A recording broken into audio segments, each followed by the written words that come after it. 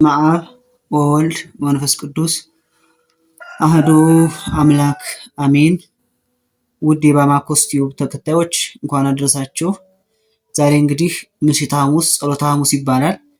በኢትዮጵያ ኦርቶዶክስ ተዋሕዶ ቤተክርስቲያን በሰሞነ ሕማማት ውስጥ የሚከበር በጣም ትልቅ በዓል ነው። በዚህ በዓል እንግዲህ ብዙ ነገሮች ይደረጋል። ምሴት ማለት በግዕዝ ምሽት ማለት ነው። ጌታችን አምላካችን መድኃኒታችን ኢየሱስ ክርስቶስ ራሱን አሳልፎ ለአይሁድ ከመስጠቱ በፊት የመጨረሻውን እራት ለማስታወስ ስያሜ ነው። እንግዲህ በዚህ ዕለት ቅድስት ቤተክርስቲያናችን 5 የተለያዩ ትርጓሜዎች ሰጥታ ታስተምራለች፣ ትዘክራለች፣ በምግባርም ታሳያለች። የመጀመሪያው እንግዲህ ጸሎተ ሐሙስ ይባላል። ጌታችን በጌቴ ሴማኒ በአትክልት ስፍራ እየተመላለሰ ወዙ እስኪጠፈጠፍ ድረስ የጸለየበትን ለማስታወስ ነው።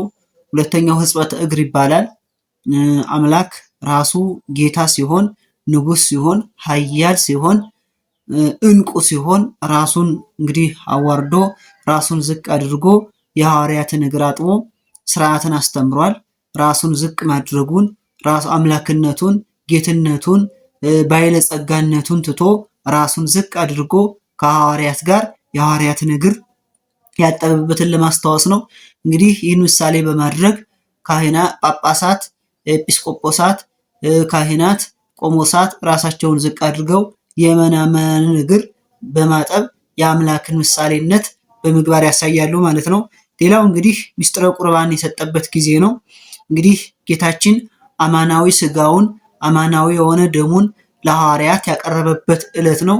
ይህ ስለ እናንተ ነገ የሚቆረሰው ስጋዬ ነው፣ ይህ ስለ እናንተ ነገ የሚፈሰው ደሜ ነው በማለት ቅዱስ ስጋውን ክቡር ደሙን ለሐዋርያት ሰጥቶ ያቆረበበት ጊዜ ነው። እንግዲህ ይሄንን ዕለት በማሰብ በዚህ በምሴተ ሐሙስ እንግዲህ ብዙ ምዕመናን ቁርባንን ያደርጋሉ። ሁሉም ክርስቲያንም ቁርባን እንዲያደርግ ይመከራል። ሌላው የሐዲስ ኪዳን ሰጥቷል። በዚህ ዕለት የሐዲስ ኪዳን ሐሙስ ይባላል። በዚህ እንግዲህ በኦሪት ሲሰዋ የነበረው በሬ፣ ላም፣ በግ ቀርቶ በሐዲስ ኪዳን የክርስቶስ ስጋና ደሙ መስዋዕት ሆኖ የሚቀርበው የክርስቶስ ስጋና ደሙ መሆኑን እውነተኛ አማናዊ የሆነ ቅዱስ ስጋውን ክቡር ደሙን በልተን መንግስተ ሰማያትን የምንወርስ መሆናችንን እንግዲህ አሳይቶ ይህን ሕግ የመሰረተበት ቀን ነው። ሌላው እንግዲህ ትእዛዛተ ሐሙስ ይባላል። ጌታችን አምላካችን መድኃኒታችን ኢየሱስ ክርስቶስ ሐዋርያትን እኔ እንደወደድኳችሁ፣ እኔ እንዳከበርኳችሁ፣ እኔ እንዳፈቀርኳችሁ ተፋቀሩ በበይናቲክሙ እርስ በርሳችሁ ተዋደዱ፣ እርስ በርሳችሁ ተፋቀሩ የሚል ሕግን የሰራበት ዕለት ነው። እንግዲህ ሌላው በዚህ ዕለት በአብዛኛው በኢትዮጵያ እንግዲህ ጉልባን ይደረጋል። ይህ ጉልባን እንግዲህ በዚህ ዕለት በባቄላ ከስንዴ ከገብስ ነው የሚሰራው። ያልቦካ ነው፣ ብዙም ያልበሰለ ነው። ንፍሮ ይበላል። ይህ ንፍሮ እንግዲህ ምሳሌው ትውፊታዊ የሆነ ምሳሌ ነው። ይህ ትውፊታዊ ምሳሌ እስራኤላውያን ከግብፅ ሲወጡ ቸኩለው ነበርና የሚያወኩት የሚጋግሩት አልነበራቸውም እና ይህንን ነገር ወስደዋል። በመንገድ ላይም እያሉ ይህንን ያልበሰለ ጉልባን የተባለውን ምግብ መመገባቸውን መሰረት በማድረግ ዛሬም እኛ እንግዲህ ይህንን ያልቦካ ይህንን በደንብ ያልበሰለ ጉልባን እንበላለን።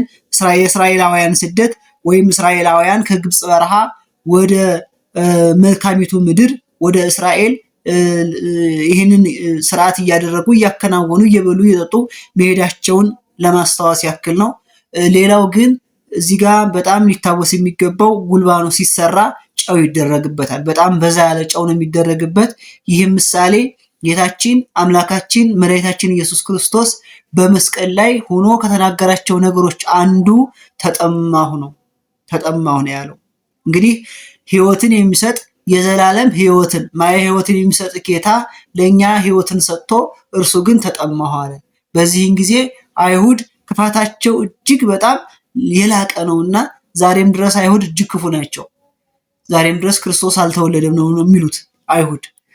ስለዚህ ክፋታቸው እጅግ በጣም የላቀ ነበርና ምን ያደረጉ አይሁዳውያን መራራ ሐሞት በሰፈነግ አድርገው ጣዕሙ ምሬቱ ጉሮሮን የሚሰነጥቅ ያንን በሰፈነግ አድርገው አጠጡት። በዛን ጊዜ ምን አደረገ?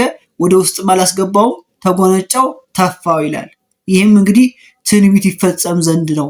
ነብዩ ዳዊት በመብሌ ላይ ሐሞትን በመጠጤ ላይ ሐሞትን ጨመሩ ብሎ የተናገረውን ትንቢት ይፈጸም ዘንድ ነው። ስለዚህ ያ ማየ ሕይወትን የሚሰጥ ጌታ ያ ዕፀ ሕይወትን የሚሰጥ ጌታ ተጠማው ሲላቸው መራራ ሐሞትን አይሁድ ሰጡት። በዚህ በመራራ ሐሞት ይህን ጠጥቶ ይሞታል ሲሉ ማለት ነው። ክርስቶስ ግን በመጨረሻ ኤሎሄ ኤሎሄ ላማ ሰበቅታኒ ተፈጸመ ብሎ ራሱን ዘንበል አድርጎ ራሱን እንግዲህ ሰጥቷል ማለት ነው። ስለዚህ ቅድስት ቤተክርስቲያን ይህን ዕለት ታከብራለች። ነገ የይሁዳን ታሪክ ሕማማት በመስቀል ላይ ያደረጋቸው ልዩ ልዩ ተአምራትን በትረካ መልክ አቀርብላችኋለሁ። ጀማሪ ነኝ። ይሄንን ቪዲዮ ያያችሁ በሙሉ ሼር፣ ላይክ፣ ሪፖስት አድርጉት። አስተያየታችሁን ስጡኝ። እንግዲህ እግዚአብሔር ወዶና ፈቅሮ ከትንሣኤው በዓል ያድርሰን። ቸር ይግጠመን።